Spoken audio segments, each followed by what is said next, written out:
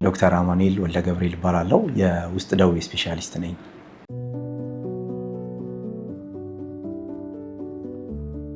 ሄፓታይተስ በአማርኛም ሄፓታይተስ ነው የምንለው የጉበት ብግነት ወይም ኢንፍላሜሽን ነው። ቫይረስ እና ቫይረስ ባልሆኑ ነገሮች የሚመጣ የህመም አይነት ነው። የቫይረስ የሆኑ የምንላቸው ከኤ ቢ ሲ ዲ እና ኢ ሲሆኑ ቫይረስ ያልሆኑ የምንላቸው ደግሞ አልኮል፣ ኬሚካሎች ላይክ መድኃኒቶች እንዲሁም ደግሞ የአውቶ ኢሚዩን የምንላቸው ሰውነታችን ራሱ ሲያጠቃ የሚፈጠር የህመም አይነት ነው።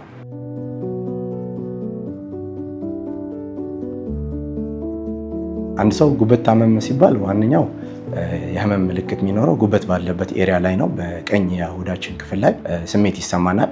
በተጨማሪም የሚታይ ምልክቶች አሉ።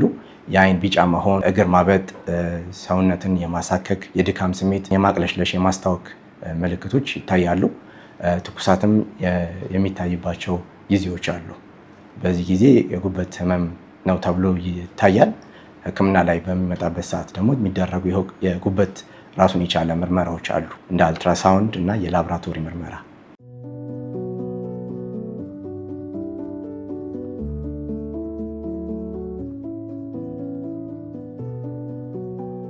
የቫይራል ሄፓታይተስ የምንላቸው 5 አይነት ናቸው።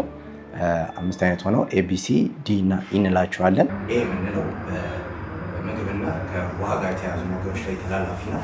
እንዲሁም ሄፓታይተስ ኢን በዚህ ምግብና በውሃ በተበከሉ ነገሮች የሚተላለፍ ናቸው። ሄፓታይተስ ቢ የምንለው ቨርቲካል እና ሆሪዞንታል ትራንስሚሽን አለው። ቨርቲካል ከእናት ወደ ልጅ የሚተላለፍ ሲሆን ከሰው ወደ ሰው ደግሞ በደም ንክኪና ከሰውነት በሚመጣ ፈሳሽ የሚተላለፍ ነው። ሄፓታይተስ ሲ በደም ንክኪ ይተላለፋል ከሰው ወደ ሰው። እነዚህ ናቸው የሄፓታይተስ አይነቶች።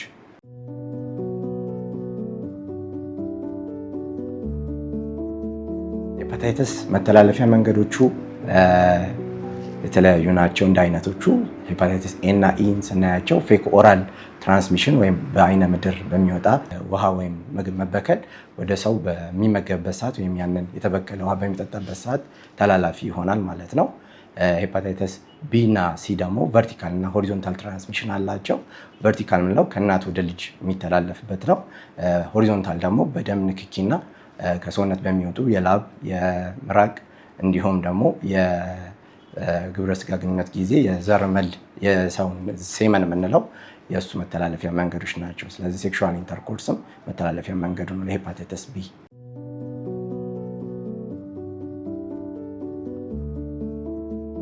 ሄፓታይተስ ቀድሞ ማወቅ በጣም የሚጠቅመው ለቫክሲን አቬይላቢሊቲ ወይም መኖር አንዱ መከላከያ ስለሆነ እንዳይዘን ለመርዳት ይጠቅመናል። አንድ ነገር ቀድመን ካወቅ ነው የመያዝ እድላችን ዝቅተኛ ይሆናል እና ቫክሲን አቬይላብል የሆኑላቸው ሄፓታይተስ ኤ እና ቢ ቫይረሶች አሉ። እነዚህም ቫክሲኖች በመውሰድ ቫይረሱ እንዳይዘን መከላከል እንችላለን። ሄፓታይተስ ሲ ቀድመን በምናውቅበት ሰዓት ያው የመጋለጥ እድላችንን ባይቀንሰውም ግን ያንን ምርመራ አድርገን ቆይቶ ሰውነታችን ላይ ጉዳት እንዳይፈጽም የመከላከል እድላችንን ከፍተኛ ያደርገዋል።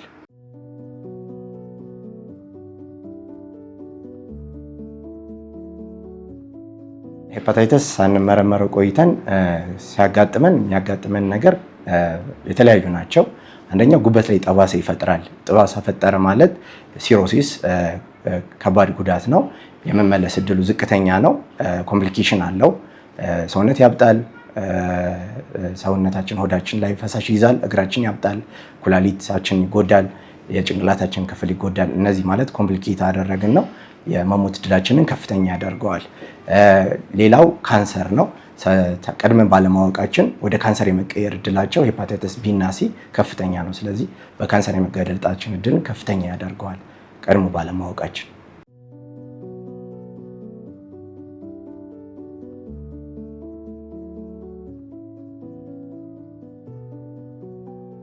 ሄፓታይተስ ተመርምሮ ምንም ከሌለበት ለቫክሲን ወይም ክትባት ለመውሰድ ጥሩ እድል ፈጥሯል ማለት ነው። ስለዚህ ሄፓታይተስ ኤ እና ቢ ናቸው አሁን አቬይላብል ያሉት ቫክሲኖች። እነዚህን ክትባቶች መውሰድ ይችላል ማለት ነው።